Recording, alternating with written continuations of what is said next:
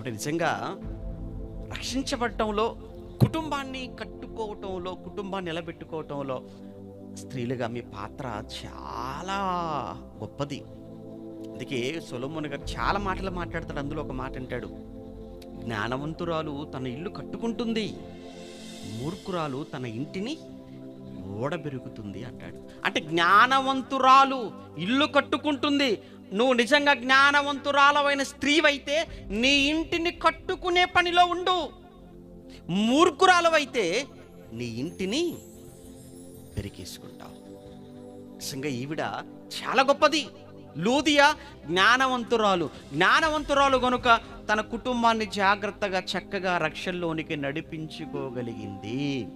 ఈరోజు ఇక్కడ కూర్చున్న స్త్రీలైనా పురుషులైనా మీరు ఎవరైనా ఒకనాటి భక్తి కలిగిన ఆ స్త్రీ జీవితాన్ని మనం చదువుతున్నప్పుడు, వింటున్నప్పుడు